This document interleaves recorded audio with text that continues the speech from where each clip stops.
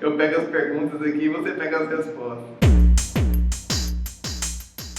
Olá todo mundo, a gente está aqui hoje com o Luiz Ujeda. Se pronuncia assim Olá, mesmo? sim. Sim. Ele acabou de lançar o livro de Direito Administrativo e Geográfico, né? Que se vocês não entendem muito bem o que é, eu também, eu estou assim, curioso pelo que ele já me falou, pelo que eu já entendi do livro, né? Já fiz algumas perguntas para ele e hoje ele vai falar um pouquinho para a gente sobre o que tem aqui, o que ele traz para a gente de novo nesse livro. Bom, a primeira coisa aqui, começa pela capa, né? A gente tem aqui um tratado de Tordesilhas, né? Uma das versões. Uma das versões do tratado de Tordesilhas, e ele explicou pra gente que tiveram várias versões, né? O Tratado de Tordesilhas, diversamente do que a gente aprende na escola, ele não era claro, né, onde que ele passava. Então tinham autores que defendiam que ele era mais para a esquerda, autores que defendiam que ele era mais para a direita. No limite, na versão mais benéfica para os espanhóis, o tratado ele passava muito próximo do Rio de Janeiro. Sim. Então São Paulo, Brasília, toda essa região, né, para o oeste era Espanha. E Rio de Janeiro para direita seria português. E na versão mais benéfica para Portugal, o tratado passaria muito próximo de Assunção. Então Assunção, Buenos Aires, Montevidéu para cá, seria tudo Portugal, né, incluindo a Terra do Fogo, né, porque o continente faz a curva lá embaixo, vamos dizer assim, né, e apenas para lá que seria espanhol. Então isso era uma coisa muito confusa e que, de certa forma, o tratado ele caduca, né, ele deixa de existir em 1580 quando Portugal deixa de existir como país, né, eles perdem a independência como União Ibérica. Então todo mundo vira Espanha. Sim. Se todo mundo vive Espanha, você começa a ter um trânsito um pouco mais fluido, né, na América do Sul. Essa foi a principal repercussão aqui no nosso continente. E com isso, e toda a movimentação dos bandeirantes, à época, atrás de minérios, fez com que o Brasil expandisse, né, e passasse a colonizar com muito maior assertividade a parte oeste do Brasil atualmente. E quando Portugal restaura em 1640, isso foi uma questão muito mal resolvida, né? Porque Portugal volta a existir, em tese o Brasil volta a ser uma colônia portuguesa, o que na prática talvez nunca tenha deixado de ser, né? Mas deixa de ser espanhol. E aí vem uma grande discussão, mas espera aí, vocês ocuparam a outra metade do continente, né? E isso aqui tem que voltar para a Espanha. E aí começa uma grande discussão que vai culminar até o Tratado de Madrid de 1750 e alguns outros tratados, como o de Santo Ildefonso, para vingar a tese de que quem chegou, ocupou, né, logo passa a ser daquele Estado, daquele Império. Né? E aí teve o grande trabalho do Alexandre de Gusmão, que foi o nosso primeiro grande diplomata, né, que praticamente escreveu o Tratado de Madrid, usou os melhores mapas para comprovar que aquilo lá deveria ser Brasil e não Portugal e não Espanha. E aí começa toda uma história muito interessante cruzando direito e geografia, ou seja, usando a geografia e a cartografia como fonte do direito. Então esse é um exemplo clássico, um plot para o que você fala no seu livro. Claro, o Barão do Rio Branco, por exemplo, né, quando fixa nossas fronteiras, quando ele diz que Chapecó não é Argentina, é Brasil, quando ele diz que o Amapá, né, do rio Araguari para cima, não é a região de Oiapoque, não é França, é Brasil, né, não é da Guiana Francesa. Desculpa a ignorância, mas Chapecó é considerada Argentina por alguém? Os argentinos questionaram. Sim, todo o oeste de Santa Catarina era questionado pelos argentinos, como argentino. Sim. E quem convenceu a arbitragem do presidente norte-americano para dizer que era Brasil foi o Barão do Rio Branco. Por isso que o Barão, ele foi o Barão, ele é a grande referência nisso, né? Então o Barão nada mais fazia do que pegar os melhores mapas, usar o mapa como critério de defesa jurídica e foi na arbitragem internacional defender isso. E aí ele fixa as nossas fronteiras com mapas, né, com perícia geográfica. Né? E olha que nem existia, né, esses softwares tão bonitos que existem hoje. Então eram mapas no papel mesmo. E era muito difícil identificar onde estavam esses mapas oficiais. Né? E ele conseguiu, e nós conseguimos fixar as nossas fronteiras sem dar um tiro, exatamente com essa essa perspectiva, né? Usando defesas jurídicas, mas com base em mapas. E falando em mapa oficial, você tinha me falado que o IBGE não produz informações oficiais, é isso? Correto? Quem tem dito isso é o nosso Supremo Tribunal Federal, né? Que Certo. tem preferido outras instâncias como ditas oficiais, né? Então, muitas vezes, quando você vai levar mapas do Exército e mapas do IBGE, são preferidos mapas do Exército por ter esse caráter de oficialidade. Certo. O que é ruim para o Brasil, né? Fizemos sempre isso. O IBGE ele tem uma grande importância, só que, infelizmente, ele deixou de ser uma autarquia em 67 e passou a ser uma fundação. E com isso fez com que a geografia do IBGE deixasse de ser vista como um sistema, como é visto o sistema estatístico. Isso fortaleceu o lado estatístico do IBGE, mas enfraqueceu esse lado geográfico, que de certa forma a gente paga o ônus disso há 50 anos, né? Porque há 50 anos, há 2 gerações já é assim. Entendi. E como você vê, como que seria uma proposta interessante para a gente estruturar e tornar esses dados oficiais, dados legais? Precisaria repensar uma política pública geográfica, né? Coisa que nós não conseguimos fazer desde a Constituição de 88. A nossa Constituição fala claramente que a geografia e a cartografia oficial ela tem que ser regulada pela União. E a União nunca regulamentou esse dispositivo da nossa Constituição Federal. E o que a gente vê hoje é uma proliferação de subsistemas, né? Então, queremos que o INCRA organize o cadastro ambiental rural, queremos que o Ministério do Meio Ambiente organize a parte ambiental, queremos que a ANA regulamente a cartografia das bacias. E aí você começa a gerar uma proliferação de sistemas que pede o sentido de organicidade, principalmente com as ferramentas que nós temos hoje, aí, que são maravilhosas. Então isso é uma coisa que está muito mal resolvida ainda no Brasil e dificulta a gente, por exemplo, fazer um trabalho em cartório com dados oficiais, principalmente num ambiente em que existe o beliche cartorário, né, que a gente até estava falando. O Brasil nos cartórios é 600 mil km² maior do que o Brasil real. Sim. Isso é um problema enorme, porque quando você tem conflito, você tem um problema jurídico muito grande, porque você não consegue herdar, você não consegue transacionar, você não compra, você não vende, você não dá em garantia, você não hipoteca, você não faz nada com essas áreas que estão em litígio.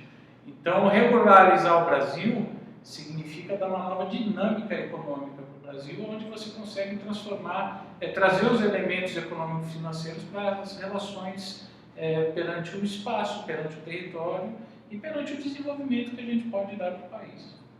Ótimo. E trazendo aí um pouco para o lado da geografia, né? Como que o geógrafo pode atuar dentro dessa área de direito administrativo geográfico? Eu acho que o primeiro passo, alguns geógrafos já fazem isso, mas talvez é aprofundar essa visão também jurídica na geografia, né? O geógrafo ele gosta muito, ou tem sido muito ensinado em questões sociológicas, antropológicas, até econômico-financeiras, mas não mais jurídicas, né? Isso era comum, né? Diversamente do que se pensa, isso até a primeira metade do século XX era muito comum. Os geógrafos estudavam legislação, né? No período de ouro do IBGE, década de 40, década de 50, só que essa cultura se perdeu porque a legislação perdeu e de certa forma, a nossa legislação, que é de 67, é do regime militar, de 64, é de Castelo Branco, ela parou no tempo, porque é uma legislação que não viu o homem pisar na lua,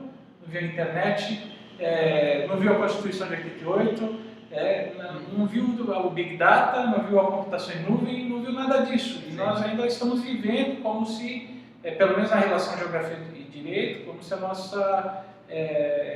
como se ainda estivéssemos no século XX. Precisamos fazer um esforço para trazer essas políticas públicas para o século XXI, pensando em conjunto, discutindo no Congresso Nacional, ou no Ministério do Planejamento, ou em ambos, para ver como é que a gente atualiza isso, como é que a gente consegue, via geografia, via geógrafos, voltar a conferir cidadania para a população brasileira. Sim. A gente falando aqui de direito, de geografia, você também é geógrafo, né? Mas você falando de TI aí também, de Big Data, então quer dizer que essa questão é muito mais interdisciplinar do que apenas geografia e direito. Isso é interessante, Murilo, porque a geografia ela teve várias metamorfoses nos últimos 150 anos, né? Se a gente pegar a geografia da metade do século XIX, ela era aquela coisa orográfica, topográfica, né? você decorar nomes de capitais, decorar relevo, decorar clima, decorar as coisas, né? Então era muito da engenharia geográfica. Então quando você pega um Teodoro Sampaio, que pega afrodescendente, que pega toda a sua erudição para montar um dicionário de Tupi, para entender as toponímias geográficas que estavam em Tupi-Guarani e como que a gente passaria esse conhecimento adiante, isso é muito emblemático, né? Porque ele é um poço de conhecimento, ajudou Euclides da Cunha a entender o cenário dos sertões, a Guerra de Canudos, enfim. Era a cultura geográfica daquele momento histórico, né? Com o tempo, a partir da década de 30, de 40, a escola de Frankfurt, a escola crítica de Frankfurt, começa a impor uma nova visão, né, para essa geografia, que é a crítica. Né? Você começar a questionar os valores, questionar o porquê das coisas, as relações, né? Desmistificar muitas vezes o próprio Estado ou as próprias relações econômicas da sociedade, que é hoje conhecido como a geografia crítica, ou a própria geografia quantitativa que foi utilizada, né, pelo regime militar para trazer para dentro da estrutura estatal, como se a geografia fosse números. Então a inflação aumentou, a inflação diminuiu, o desemprego, como é que ficam essas correlações numéricas. Isso tem uma importância, mas não responde à geografia como um todo. Só que a partir da internet, de toda essa revolução tecnológica, a geografia ela passa a ser a geomática, né? Ou seja, passa a ser uma função da tecnologia da informação. E quem quer operar a geografia, ela não pode mais ver apenas de uma forma fenomenológica, né? Descritiva, não pode ver apenas também de uma forma crítica, porque ela também não responde o todo em si, mas tem que ter uma visão instrumental. Saber como instrumentalizar todas essas visões dentro do software, dentro dos programas, para você poder utilizar essa ferramenta como um elemento de transformação. Então, hoje nós nos encontramos nesse cenário e o Brasil não tem legislação para dar respaldo para isso. Né? A gente tem a criação da INDE em 2008, que é o decreto 6666, tem a reestruturação do CONCAR, que foi feita desde o governo Itamar Franco e sempre tem sofrido algumas modificações, mas são coisas ainda tímidas, né? O funcionamento ainda é precário, é deficiente, a sociedade não tem clareza desses instrumentos, e esses instrumentos não revogaram essa legislação de 67. Então, o que nós temos hoje, a gente até brinca no livro, é uma espécie de puxadinhos jurídicos, né? Cada um puxando para um lado, criando uma coisa completamente distópica, né? E ao mesmo tempo você passa a ter uma coxa de retalhos cartográfica. Então são puxadinhos jurídicos que regulamentam coxas de retalho geográfico. Então hoje você tem algumas dezenas de milhares de mapas produzidos no Brasil por órgãos públicos os mais diversos. Que não conversam entre si. Que não conversam entre si, que tem parâmetros diferentes. E o que nós temos feito hoje? Utilizar softwares internacionais estrangeiros para produzir a geografia nacional. O que, além de um programa de soberania sério, que vários países já têm questionado, né? Principalmente os europeus, é um problema de cidadania. Esse é até um plot, é um motivo para a Espanha, por exemplo, ter criado o GDC. Exatamente. A gente tem estudado muito o case espanhol. Eu tenho feito atualmente doutorado em Direito lá em Coimbra e a gente tem conversado muito com os espanhóis exatamente para entender essa experiência deles e ver como é que isso...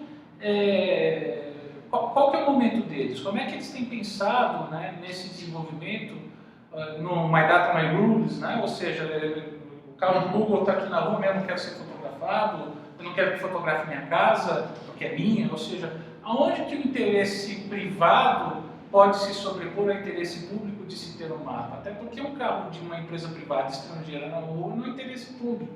Sim. Então, como é que fica essa ponderação de direitos? Isso é uma questão muito contemporânea e que as sociedades ainda estão buscando resposta. Uma pergunta importante que eu acho que pode ser dúvida de vários estudantes de geografia principalmente, e até profissionais de geografia, é que você estava me falando que existem 3 formas de você se tornar geógrafo aqui no Brasil. Eu gostaria que você falasse um pouco sobre essas 3 formas. Isso é interessante porque é muito pouco conhecido. Em verdade, a lei diz que são 4, né? Mas a primeira seria se você exercer a geografia antes de uma data tal. Isso é uma lei de 79, então dificilmente alguém ainda utilize essa forma de ser geógrafo. E é uma lei criada pelo presidente Figueiredo, que era geógrafo. Né? Isso é interessante. Outra forma, que foi emendada em 85 pelo Sarney. A outra forma é pela licenciatura, você pode ser geógrafo na qualidade de licenciado, você pode ser geógrafo na qualidade de bacharel, né? E a geografia tem uma peculiaridade que você pode ser geógrafo se você for mestre e doutor em geografia. Né? Eu só conheço uma pessoa que fez essa situação, que fui eu. Porque em que pese eu ter feito bacharelado em geografia na USP, eu não terminei. E acabei, com o tempo, fazendo um mestrado e um doutorado em geografia, o que o CREA reconhece como geógrafo, e você consegue tirar a carteira de CREA e fazer o AD e trabalhar, né, o ART, e trabalhar como geógrafo. Enfim, mas são questões, até essa questão é importante dizer, Murilo, porque existe muita discussão, eu sou um geógrafo maior, eu sou um menor, a licenciatura é melhor, o bacharelado é melhor. Tem outras profissões que resolveram isso de uma forma muito fácil, como a OAB. A OAB falou, faz a prova, passou na prova é advogado, não passou não é, ponto. Não importa se você fez bacharelado, licenciatura, mestre, doutorado ou alguma outra coisa. Fez a prova, passou, Fez a prova, não passou, você é bacharel, você é licenciado, você é mestre, doutor, você é o que você tem no seu título. Então, talvez caiba uma reflexão, né? O CREA atende às necessidades de geógrafos. Muitos geógrafos se formam em faculdades de letras e tiram a carteira no Conselho de Engenharia. É uma realidade de uma forma para outra. Como é que se reestrutura isso? Como é que se busca, né, por explicar para a sociedade quais são as competências do geógrafo? Como que a gente pode pensar um novo ensino da geografia tendo em vista essa revolução tecnológica que nós estamos vivendo?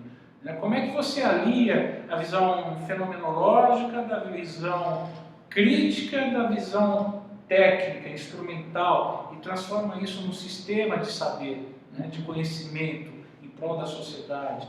Então são essas coisas que talvez são essas reflexões que me parecem cabíveis, né? Até porque a geografia ela tem em sua gênese a interdisciplinaridade, né? O geógrafo jamais deve entender isso como algo ruim, isso é uma virtude, né? E deve ser trabalhada como tal.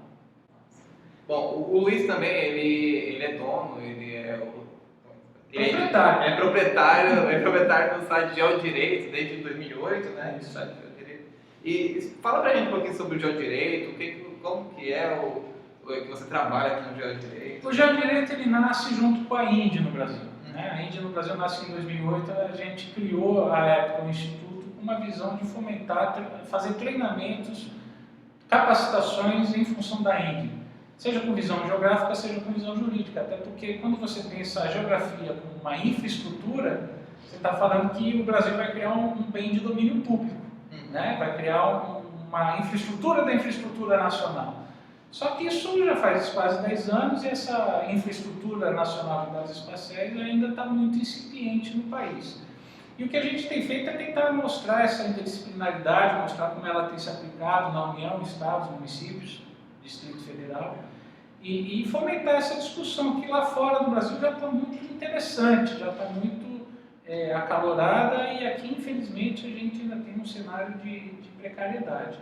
Então, quando pergunta para a gente, você inventou o geodireito? Não, a gente apenas está trazendo métodos de fora e tentando aprender com a nossa experiência, porque eu ouso dizer que a nossa interdisciplinaridade era muito mais rica na primeira metade do século XX do que hoje. A gente desaprendeu. Então, acho que resgatar alguns autores, resgatar alguns pensadores daquele período para poder atualizar perante as potencialidades do século XXI, acho que é um dos objetivos que nós estamos buscando no Geodireito. Legal. Bom, para finalizar, você poderia destacar alguma coisa a mais no seu livro?